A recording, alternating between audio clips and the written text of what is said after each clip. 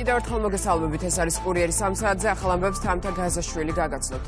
პოლიტიკური დისკუსიის საგანია ქართული ოცნების ინიციატივა შექმნას ნაციონალური მოძრაობის ხელისუფლების საქმიანობის შემსწავლელი კომისია.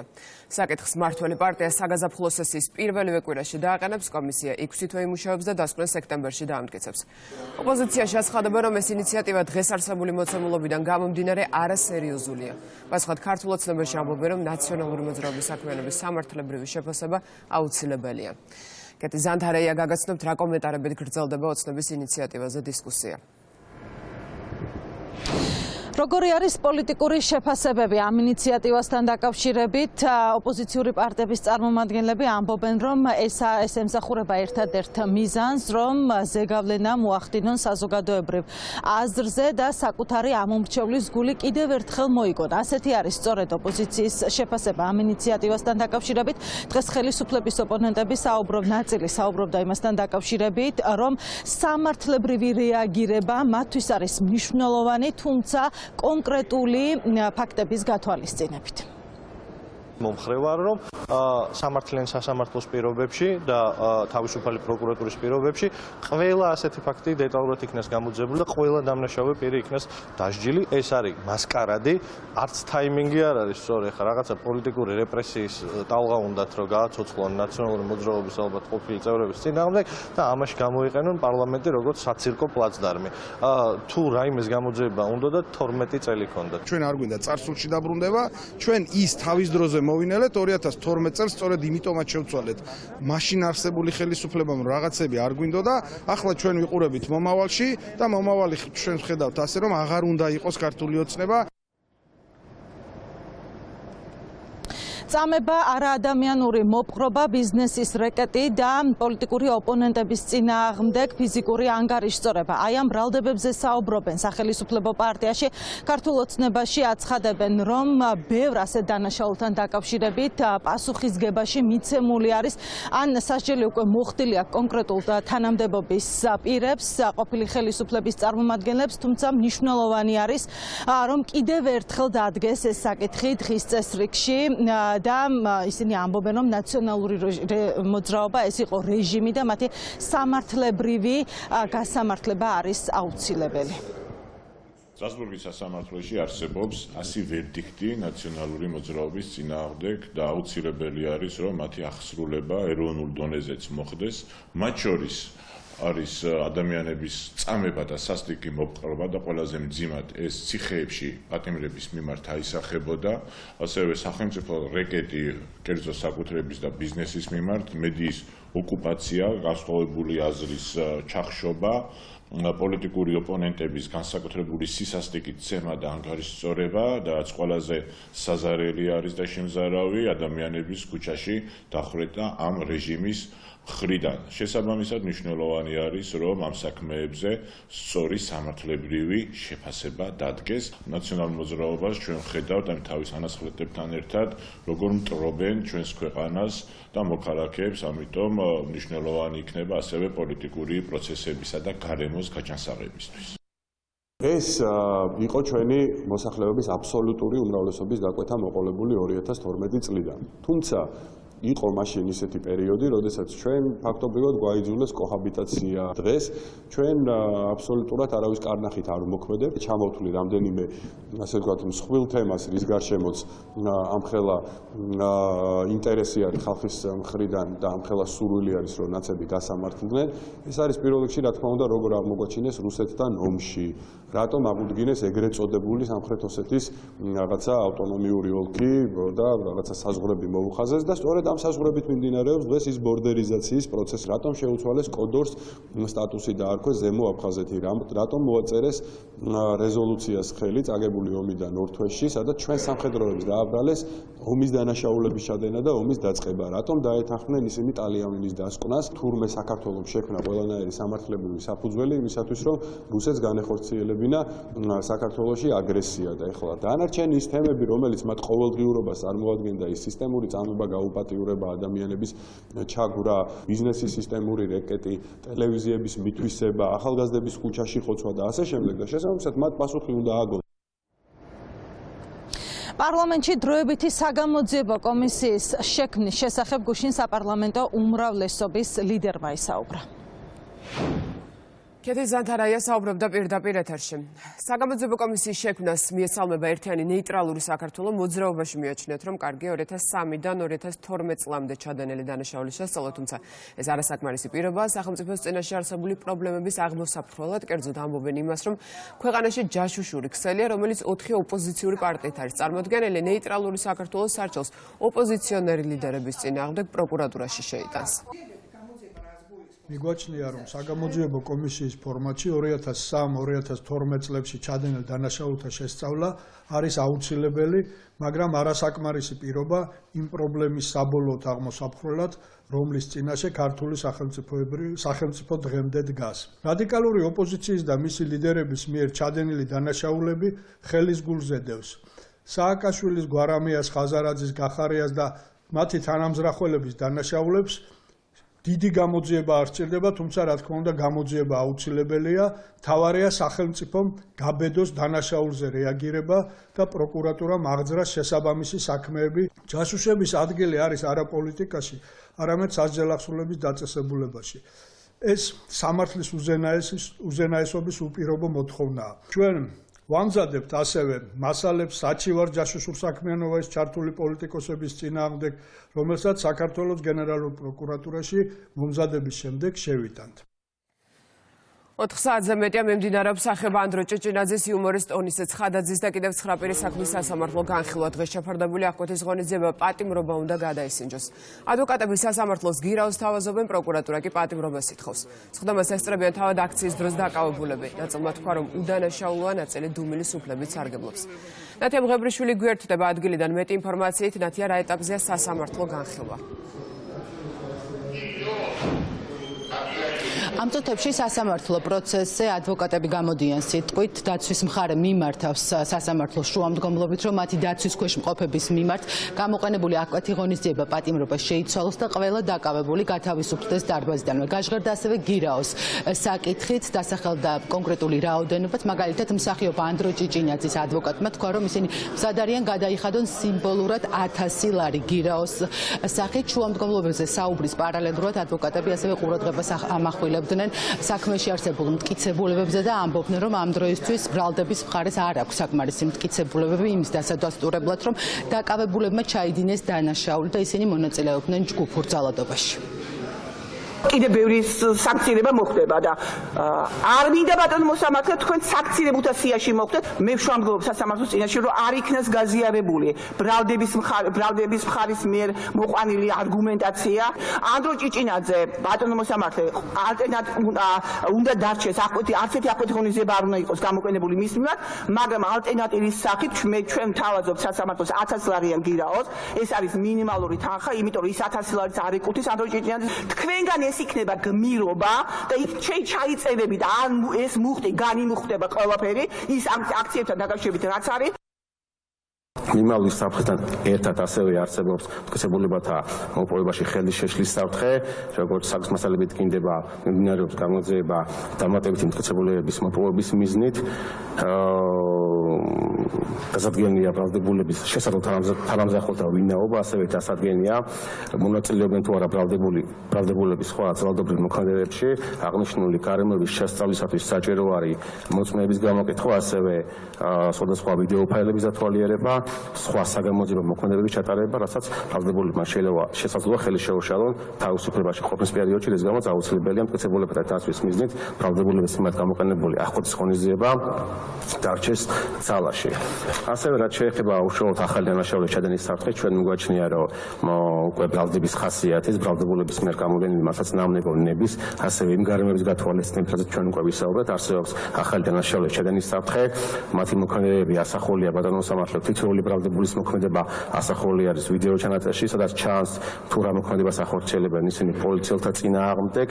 ამ ვიდეოებზე დანიშნულია შესაბამისი ექსპერტიზები და დადასტურებულია, რომ სწორედ წარმოადგენლი ბრალდებულები იღებენ აქტიურ მონაწილეობას ჯგუფური ძალადობის განხორციელების დროს და ჩვენ მიგვაჩნია, რომ აღნიშნული ბრალდების ხასიათი ასევე ადასტურებს იმ გარემოებას, რომ თავისუფლებაში ყოფნის შემთხვევაში შესაძლოა მათ გააზრონ თავიანთი დანაშაულებრივი საქმიანობა.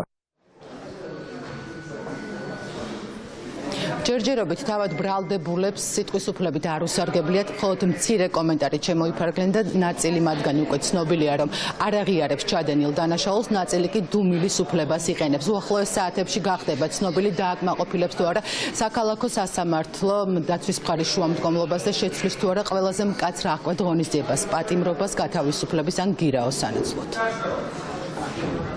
მადლობა, ეს ნათია მღებრიშვილი იყო. სხდომის პარალელურად აქციების დროს დაკავებულთა მხარდასაჭერად სასამართლოსთან მსახიობები, რეჟისორები და პოლიტიკოსები შეიკრიბნენ.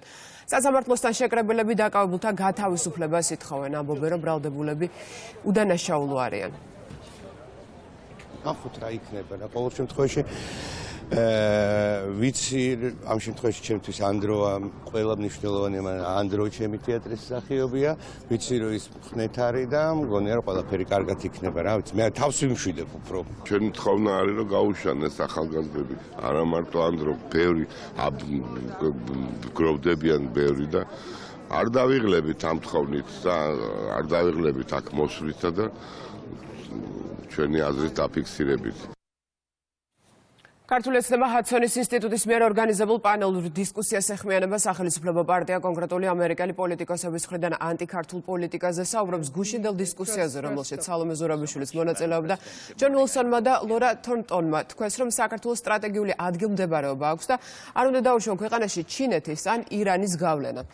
ქართულ ოცნებაში ირანის გავლენის ზრდაზე გაკეთებულ განცხადებებს უარგუმენტოს უწოდებენ, ჩინეთის შემთხვევაში კი აცხადებენ, რომ უდიდესი ეკონომიკის მქონე სახელმწიფოსთან ურთიერთობა არ არის ევროპულ ქვეყანას. ანუკა ბუავა განაგრძობს თემაზე საუბარს და მისგან მოვისმენთ თემაზე გაკეთებულ პოლიტიკურ განცხადებებს.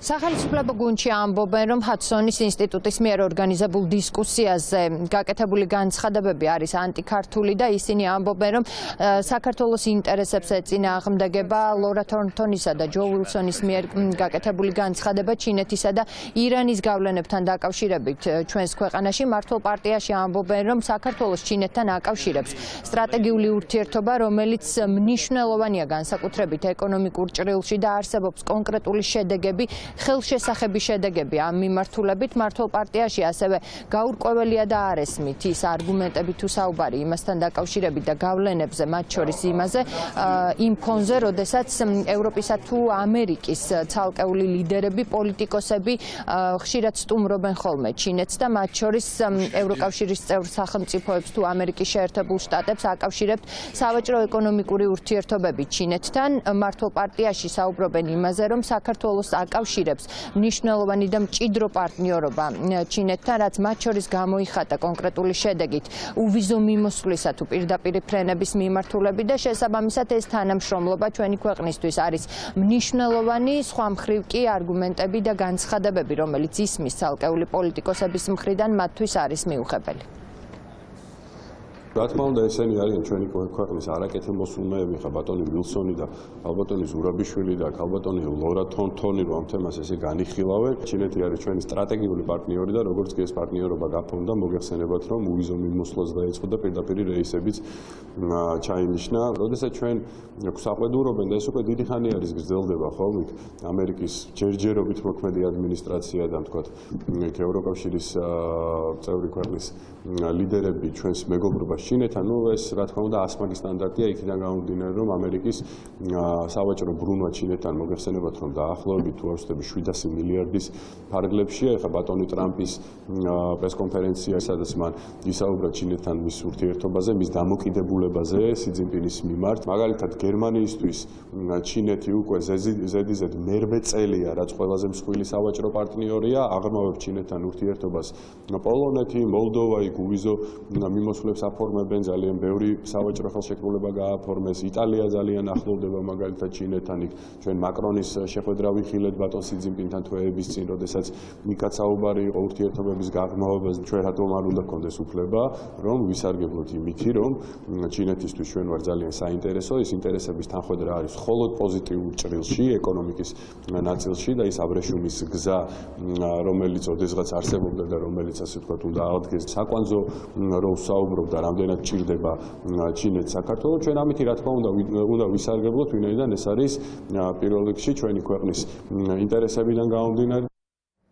ჯო ვილსონისა და ლორა თორნტონის განცხადებებს იზიარებს ოპოზიციის ნაწილი, მაგალითად გახარიას გუნდში ამბობენ იმასაც, რომ ჩინეთთან ეკონომიკური ურთიერთობა და თანამშრომლობა მისასალმებელია, თუმცა მეორეს მხრივ ისინი მიიჩნევენ, რომ მათ შორის ამერიკის შეერთებული შტატების მოქმედი ადმინისტრაციის წუხილი ძირითადად პოლიტიკურ კონტექსტთან დაკავშირებით არსებობს, ისევე როგორც საზოგადოების ნაწილის ძლიერ საქართველოში კი ამბობენ, რომ ჩინეთი საქართველოში მხოლოდ საკუთარი ინტერესების შესაბამისად მოქმედებს. ჩინეთთან სტრატეგიული პარტნიორობა არ არსებობს. ის რომ შეერთებულ შტატებს ეკონომიკური ურთიერთობა აქვს ჩინეთთან, ეგ ცალსახაა. ევროკავშირი და შეერთებული შტატები არიან ჩინეთის ერთ-ერთი მთავარი სავაჭრო პარტნიორები და მთელი ეს ბრძოლა გეოპოლიტიკური მიდის იმაზე, რომ სავაჭრო ბალანსი იქნას დაცული. რიცხვები ამბობს, რომ აი მაგ ხელმოწერამდე და ხელმოწერის მერე ჩინეთთან ეკონომიკურ ურთიერთობებში არაფერი არ შეცვლილა. ჩინეთს საქართველოს ეკონომიკური ურთიერთობები ყოველთვის იქნება იმ ფორმატში, რაც ჩინეთს აწყობს საქართველოს სუვერენული ინტერესები ყოველთვის ემთხვევა შეერთებული შტატების და ევროკავშირის სუვერენულ ინტერესებს. ეკონომიკური თანამშრომლობა იგივე ჩინეთთან შეიძლება მისასალმებელიც იყოს მხოლოდ ეკონომიკური კუთხით, მაგრამ დარწმუნებული ვარ, რომ აქ არ იგულისხმება მხოლოდ ეკონომიკური თანამშრომლობა.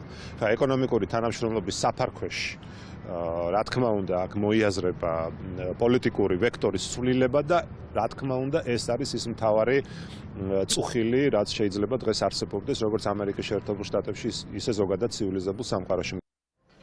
მართლ პარტიაში ამბობენ იმასაც, რომ მათთვის გაუგებარია ამერიკის მოქმედი ადმინისტრაციის ზოგიერთი პოლიტიკოსის მხრიდან გაკეთებული განცხადებები, განსაკუთრებით იმ ფონზე, როდესაც საქართველოს შეუძლია შეასრულოს მნიშვნელოვანი როლი როგორც რეგიონში, ასევე ევროპისა და აზიის კონტინენტების დაკავშირების კუთხით.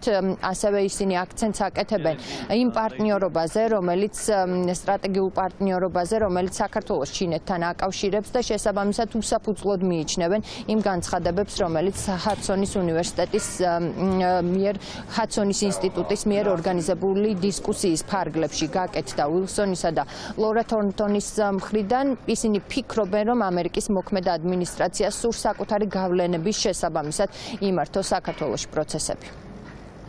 ჩინეთი არის საქართველოს სტრატეგიული პარტნიორი და ამ პარტნიორობამ ჩვენ ფაქტობრივად მკისიერად მოგცა პირველი სიკეთეები, რაც იყო ვიზო მიმოსვლისა და პირდაპირ ფრენების მიმართულებით და დღეს ნებისმიერი ქვეყანა დაინტერესებული არის, რომ ჩინეთთან კონდეს მჭიდრო სავაჭრო ურთიერთობები და ამ თვალსაზრისით საქართველოს არის ძალიან მნიშვნელოვანი სტრატეგიული ქვეყანა, ვინაიდან თუნდაც შუადერეფნის პროექტი ამ ყველაფრის ძალიან პოზიტიურ პოტენციალს ქმნის.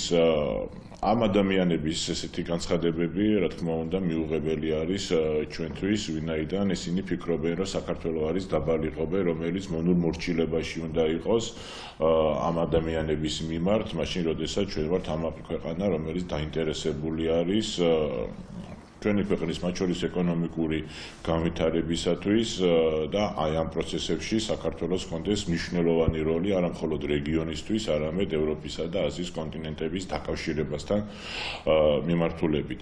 შესაბამისად, როდესაც მსგავს განცხადებებს აკეთებენ და პარალელურად ხედავთ ჩვენ რომ სულ უფრო იზრდება ინტერესი სავაჭრო ურთიერთობების გაღრმავების, რა თქმა უნდა ამ ადამიანების მხრიდან ეს არ არის გულწრფელი განცხადებები და სრულიად სხვა ინტერესები დგას მის უკან.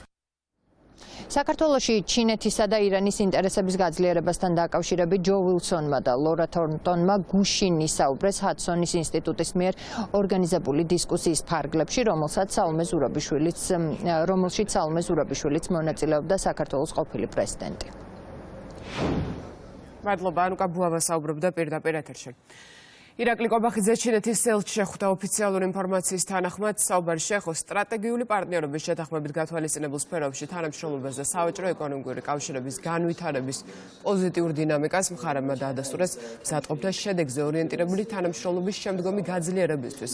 მთავრობის ადმინისტრაციის ოცნობით პრემიერ-მინისტრმა შეხვედრაზე ელჩი კიდევ ერთხელ მიუსამძიმრა ჩინეთში მოხდარი დამაგრებელი მიწისძვრის გამო, რომელსაც მრავალი ადამიანის სიცოცხლე ემსხვერპლა და დაშავებულებს მალე გამოჯანმრთელება უსურვა. გერმანიის ბუნდესტაგის 4 პოლიტიკური ჯგუფის საგარეო საქმეთა სპიკერები საქართველოსთან მიმართებით ერთობლივ განცხადებას ავრცელებენ. ტექსტში ვკითხულობთ, რომ გმობენ ქართული ოცნების გადაწყვეტილებას შეწყვეტოს ძალისხმევა ევროკავშირთან გაწევრიანების მოლაპარაკებების დასაწყებად. განცხადებაში ასევე აღნიშნულია, რომ საქართველოს საპარლამენტო არჩევნებზე დაშვებული არ იყო ევთოს გრძელვადიანი დაკვირვება, რაც სიმართლეს არ შეესაბამება. ევთოს დემოკრატიული ინსტიტუტების და ადამიანის უფლებების ოფისის სადამკვირვებლო მისია მთავრობა მოიწვია. მისიაში შედიოდა 12 საერთაშორისო ექსპერტი და 30 გრძელვადიანი დამკვირვებელი, რომლებიც 19 სექტემბრიდან განაწილდნენ ქვეყნის მასშტაბით, მათ არჩევნებამდე რამდენიმე დღით ადრე 350 მოკლევადიანი დამკვირვებელი დაემატათ. ბუნდესტაგის წევრთა განცხადებაში წერია ისიც, რომ დემონსტრაციების დროს დაირღვა ადამიანის უფლებები. ამ განცხადებაში ჩვენ ვნახეთ ფაქტობრივი ტყუილები და შესაბამისად არანაირი ფასი მას არ აქვს, უბრალოდ სამწუხარო არის, რომ ადამიანები, ვინც არიან ბუნდესტაგის წევრები, დეზინფორმაციას და ჰიბრიდული ომის წარმოებას ემსახურებიან ჩვენი ქვეყნის წინააღმდეგ. მაგალითისთვის არის საუბარი, რომ ევთო ოდილი არ ყოფილა თურმე გრძელვადიანი საარჩევნო მისიის წარმოადგენელი ჩვენს ქვეყანაში, მაშინ როდესაც გრძელვადიანი მისიის წევრები მადლობას ეუბნებოდნენ საქართველოს პრემიერ-მინისტრს და ხელისუფლებას იმისთვის, რომ გრძელვადიანი დაკვირვების შესაძლებლობა მიეცათ მათ და ამ მხრივ თავისუფალი გარემო იყო უზრუნველყოფილი. რას ემსახურება ეს დეზინფორმაცია და ტყუილი, ამაზე ჩვენ საზოგადოებას ექნება პასუხი რასაკვირველია, მაგრამ აქ არის ერთი მნიშვნელოვანი ამბავი, რომ მათ არ აქვთ არანაირი ფაქტები, ამიტომ მიმართავენ დეზინფორმაციას, მაგრამ რა თქმა უნდა, ვერც დეზინფორმაციით ვერ შეძლებენ ჩვენი ქვეყნის დაზიანებას. შალვა პაპუაშვილი უკრაინის პრეზიდენტის ინტერვიუსთან დაკავშირებით კიდევ ერთ პოსტს აქვეყნებს, ის ამჯერად იმ ფრაგმენტს ეხმიანება, სადაც ვლოდიმირ ზელენსკი უსაფრთხოების გარანტიების შესახებ დაპირებებსა და ბუდაპეშტში მემორანდუმზე საუბრობს. შალვა პაპუაშვილი უკრაინაზე საუბრის კონტექსტში წერს ამ ისტორიის მოსმენის შემდეგ კიდევ უფრო გიმძაფრდება იმედ გასწრება, როდესაც იაზრებ, რომ ისინი, ვინც უკრაინას უსაფრთხოების გარანტიები მისცა და არ შეასრულა. ომის დაწყებისთანავე შენგან ითხოვდნენ რუსეთთან ესკალაციაში შესვლას, თან ისე რომ არც უსაფრთხოების და არც ეკონომიკურ გარანტიებს არ გაძლევდნენ. საბჭოთა კავშირის დაშლის შედეგად უკრაინა სიძლიერით მსოფლიოში მესამე ბირთვული სახელმწიფო გახდა, თუმცა 1994 წელს 5 ბირთვული ქვეყნის მხრიდან უსაფრთხოების სუვერენიტეტის და ტერიტორიული მთლიანობის გარანტიის სანაცვლოდ ბუდაპეშტის მემორანდუმით მთელი ბირთვული არსენალი დათმო. ეს ამბავი ალბათ ყველაზე თვალსაჩინო მაგალითია იმისა, რომ არასდროს საკუთარი ქვეყნის ინტერესებზე მაღლა არც ერთი სხვა ქვეყნის ინტერესი არ უნდა დააყენო, წერს შალვა პაპუაშვილი და ამით ეხმიანება იმ ინტერვიუს, რომელიც ვლოდიმირ ზელენსკიმ ამერიკელ პოდკასტერ ლექს ფრიდმანთან ჩაწერა. 30-40 тысяч. Сподіваюся, ви знайдете. ბუდაპეშტის მემორანდუმი უკრაინისთვის უსაფრთხოების გარანტიებს მოიცავდა. თავდაპირველად მემორანდუმს ხელს აწერდა 3 სახელმწიფო: ამერიკის შეერთებული შტატები, რუსეთი და დიდი ბრიტანეთი. მოგვიანებით ამ სიას ჩინეთი და საფრანგეთი შეუერთდა. ჯამში 5 სახელმწიფო აწერდა ხელს უკრაინისთვის უსაფრთხოების გარანტიების გადაცემის შესახებ შეთანხმებას. თუმცა დღეს გვესმის, რომ ეს არ გახლდათ რეალური უსაფრთხოების გარანტიები. დოკუმენტში გამოყენებულია ინგლისური სიტყვა, ითარგმნება როგორც დაპირება. საბოლოოდ კი აღნიშნული მემორანდუმის თანახმად უკრაინას უნდა დაეთმო საკუთარი ბირთვული იარაღი, ვინაიდან ორი დიდი ძალა, ამერიკა და რუსეთი, უკრაინის მიმართ ზეწოლას ახორციელებდნენ. ისინი ერთმანეთში აწარმოებდნენ მოლაპარაკებებს, რათა უკრაინა საკუთარ ბირთვულ არსენალზე უარი ეთქვა. უკრაინა მათ წინადადებას დათანხმდა. ეს გახლდათ 5 ბირთვული სახელმწიფოს მიერ შემუშავებული წინადადება, თუმცა არც ერთი მათგანი არ აძლევდა უკრაინას რეალური უსაფრთხოების გარანტიებს. ვფიქრობ, საჭიროა მემორანდუმის ხელმომწერებსა და იდეის ავტორებს მივაკვლიოთ და ისინი ციხეში გავუშვათ. დოკუმენტის მიხედვით უკრაინას პირდებოდნენ მხარდაჭერას და აძლევდნენ გარანტიას, რომ ქვეყნის სუვერენიტეტი და ტერიტორიული მთლიანობა ხელშეუხებელი იქნებოდა. თუმცა დოკუმენტი მხოლოდ ფურცლის ნაგლეჯად დარჩა. ალბათ გაგიჩნდებათ კითხვა, თუ რატომ, რადგანაც მათ ეს ყველაფერი ფეხებზე ეკიდათ. როგორც რუსეთს არ აღელვებდა აღნიშნული საკითხი, ისე არ აღელვებდა ეს ყველაფერი დანარჩენ სახელმწიფოებსაც, რომლებიც ბუდაპეშტის მემორანდუმს აწერდნენ ხელს. არც ერთ მათგანს არ აინტერესებდა ჩვენი ქვეყანა, ჩვენი ხალხი თუ უსაფრთხოების გარანტიები. უკრაინის მშვიდობიან მოქალაქეებზე თავდასხმებს რუსეთი განაგრძობს. ხერსონის ოლქში ოკუპანტის შეტევის შედეგად 2 ადამიანი დაიჭრა. შემთხვევა ქალაქ ბორისლავში მოხდა. დაშავებულები საავადმყოფოში გადაიყვანეს. დარტყმის სამიზნე გახდა კიევით, დედაქალაქის ერთ-ერთ რაიონში, სოლომენსკში, დრონმა მრავალსართულიანი საცხოვრებელი კორპუსი დააზიანა. პარალელურად რამშტაინის ფორმატში გამართული შეხვედრის შემდეგ ცნობილი გახდა, რომ უკრაინა დამატებით 2 მილიარდი დოლარის ღირებულების მხარდაჭერას მიიღებს. ამერიკის 500 მილიონიანი დახმარების პაკეტთან ერთად უკრაინას მხარდაჭერა კანადამაც გამოუცხადა. გადაწყდა და 440 მილიონი კანადური დოლარის ღირებულების სამხედრო დახმარება გამოუყო. გადაწყვეტილება გერმანიის თავდაცვის მინისტრმაც გამოაცხადა. ბორის პისტორიუსმა თქვა, რომ ბერლინი უკრაინას რაც შეიძლება მალე საჰაერო თავდაცვის სისტემების დამატებით მართვად რაკეტებს გადასცემს. ტრამპი ამბობს, რომ პუტინთან შეხვედრას ამზადებენ. მას სურს შეხვედრა და ჩვენებას ვაწყობთ, განაცხადა შტატების არჩეულმა პრეზიდენტმა ფლორიდაში. მარ-a-ლაგოში რესპუბლიკელ გუბერნატორებთან შეხვედრის წინ. მან უკრაინის წინააღმდეგ რუსეთის ომს სისხლიანი არეულობა უწოდა და ხაზი გაუსვა, რომ ეს ომი უნდა დასრულდეს.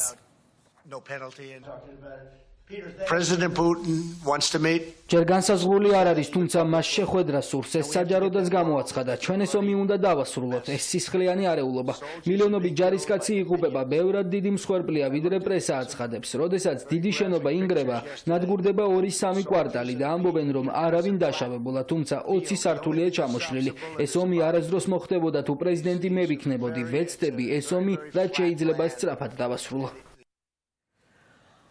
მაიკლ ვოლცი ეროვნული უსაფრთხოების საბჭოს დიპსტეითერებისგან გაასუფთავებს. სამსათაურით აქვეყნებს სტატიას გამოცემა Breitbart-ი, რომელმაც შტატების მომავალი პრეზიდენტის მრჩეველთან ინტერვიუ ჩაწერა. ეროვნული უსაფრთხოების საკითხებში დონალდ ტრამპის მომავალმა მრჩეველმა განაცხადა, რომ ფედერალური მთავრობის სხვადასხვა დეპარტამენტის და სააგენტოს დაზვერვის ყველა თანამშრომელი, რომელიც ამჟამად არიან თეთრი სახლის ეროვნული უსაფრთხოების საბჭოში, დონალდ ტრამპის ინაუგურაციის დღესვე დატოვებენ თანამდებობებს. მაიკლ ვოლცის განცხადებით, ამიერიდან საბჭოში ვინც თანამდებობას დაიკავებს, მხარს დაუჭერს პრეზიდენტის დღის წესრიგს. ევროკავშირი შიშობს, რომ დონალდ ტრამპმა შესაძლოა ჯო ბაიდენის მიერ დაწესებული სანქციები და სხვა ბრძანებები გააუქმოს. ამ სათაურით სტატიას Financial Times-ი აქვეყნებს.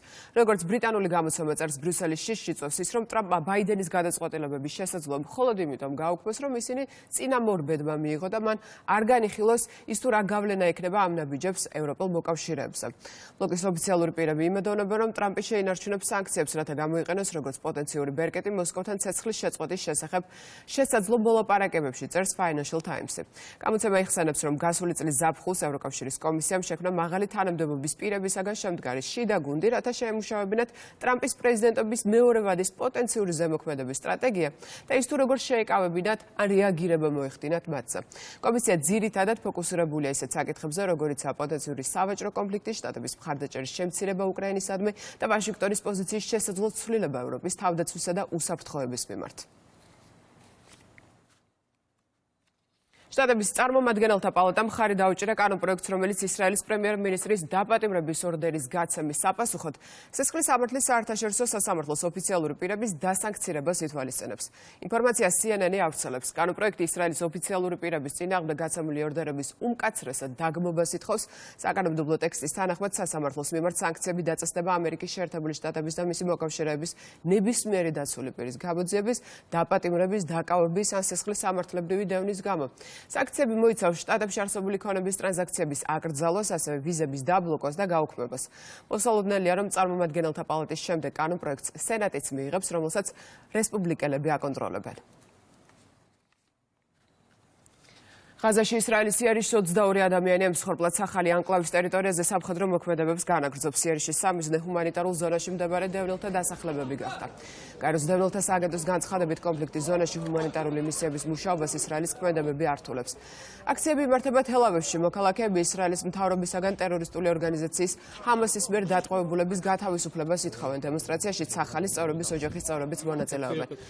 ცეცხლის შეწყვეტის მოლაპარაკებებს ეხმიანება ამერიკის შეერთებული შტატების მოქმედი პრეზიდენტი და საკუთარი სამშვიდობო ინიციატივის შესახებ საუბრობს ჯო ბაიდენი ამბობს, რომ ეგვიპტესა და ყატარის შუამავლობით მიმდინარე მოლაპარაკებებში არსებითი პროგრესია და იმ შემთხვევაში თუ ჰამასი მძევლებს გაათავისუფლებს, ცეცხლის შეწყვეტა შესაძლებელი გახდება. ლოს-ანჯელესში დღის ხანძრის შედეგად დაღუპულთა რაოდენობა 10-მდე გაიზარდა. ინფორმაციას ადგილობრივი ოფიციალური პირები ავრცელებენ. ადგილზე ხანძრის მასშტაბური სალიკვიდაციო სამუშაოები მიმდინარეობს. ახალი ხანძრის კერა გაჩნდა ვესტ ჰილზეც.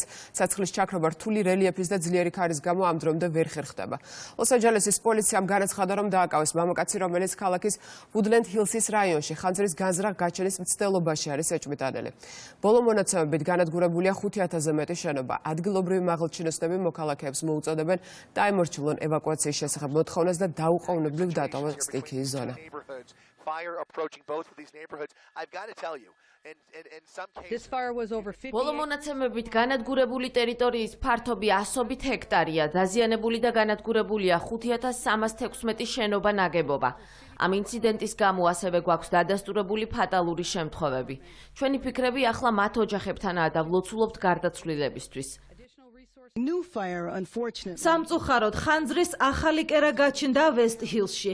ჩვენ ვარაუდობთ, რომ ძლიერი ქარის გამო ეს ხანძარი სწრაფად გავრცელდება სხვა ტერიტორიებზეც. მინდა გითხრათ, რომ ეს არის დინამიური სიტუაცია, რომელიც შეიძლება მომენტალურად შეიცვალოს. ჩვენთვის პრიორიტეტად რჩება ლოს-ანჯელესის მოსახლეობის უსაფრთხოება. გთხოვთ გაითვალისწინოთ მითითებები, რომელსაც ადგილობრივი ჩინოვნიკები გასცემენ. გთხოვთ დაემორჩილოთ მოთხოვნას ევაკუაციის შესახებ, რადგანაც ამ მოთხოვნაზე უარის თქმით, თქვენ საფრთხის ქვეშ აყენებთ თქვენს თავს და სხვების სიცოცხლეს. და კვლავ საქართველოს პოლიციამ თბილისსა და რეგიონებში უკანონო იარაღი და საბრძოლო მასალა ამოიღო, სულ დაკავებულია 9 პირი. დანაშაული 7 წლამდე პატიმრობას ითვალისწინებს. შინაგან საქმეთა სამინისტროს ცნობით სამართალდამცველებმა ბრალდებულთა საცხოვრებელი სახლები მოსამართლის განჩენების საფუძველზე გაჩხრიკეს, ამოღებულია პისტოლეტები, მჭიდები და ვაზნები. ინფორმაციას და ვიდეო მასალას შინაგან საქმეთა სამინისტრო აქვეყნებს. ეროვნული სასწავლო ოლიმპიადის მეორე ტური მიმდინარეობს. საგამოცდო პროცესის მიმდინარეობას განათლების მინისტრი 55 სკოლაში გაეცნო. ოლიმპიადის მეორე ტური მთელი საქართველოს მასშტაბით 64 ქალაქში იმართება. მეორე ტურში მონაწილეობას იღებს 7000-მდე მოსწავლე. დავიწყეთ ეროვნული სასწავლო ოლიმპიადა, რომელიც ტარდება მთელი საქართველოს მასშტაბით. მაშინ მონაწილეობას იღებს 6000-ზე მეტი მოსწავლე და აღნიშნული ოლიმპიადა ტარდება 64 ქალაქში. ეროვნული ოლიმპიადა არის არაჩვეულებრივი შესაძლებლობა პირველ რიგში, იმიტომ რომ მასში გამარჯვებულები მონაწილეობას მიიღებენ საერთაშორისო ოლიმპიადებში, ხოლო მეორე მხრივ არის ასევე ძალიან კარგი შესაძლებლობა ბავშვებისთვის მისაძლევს უზარმაზარ მოტივაციას თვითოულ მათგანს, რომ კიდევ ერთხელ გადახედონ და გაიმეორონ ის განაცოდნა და სასწავლო პროგრამა, რომელიც მათ წლების მანძილზე სკოლებში მიიღეს. 2024-25 სასწავლო წლის ეროვნული სასწავლო ოლიმპიადის პირველი ტური, როგორც საზოგადოებისთვის ცნობილია, წარმატებით დასრულდა ოქტომბრის თვეში და ეს ტური გადალახა 6880 მოსწავლემ. დღეს დაიწყო მეორე ტური, სადაც რა თქმა უნდა ამ რაოდენობის მოსწავლეები იღებენ მონაწილეობას. დღეს დაიწყო ქართული ენა და ლიტერატურა. შავი ლომი მორიგი მნიშვნელოვანი შეხვედრისთვის ემზადება გუნდი ჩელენჯ თასის. მესამე ტურში ფრანგულ ბაიონას დაუპირისპირდება და გამარჯვების შემთხვევაში პლეი-ოფს მიუახლოვდება. მატჩი თბილისში მიხეილ მესხის სახელობის არენაზე ხვალ 11 იანვარს 19 საათსა და 15 წუთზე დაიწყება. ორი თამაშის შემდეგ ქართულ გუნდს 4 ქულა აქვს და მე-4 ადგილზეა. ბაიონა საფრანგეთის ტოპ 14-ში წარმატებულ სეზონს ატარებს. 14-დან 9 თამაში მოიგო და 38 ქულით მე-4 ადგილზეა.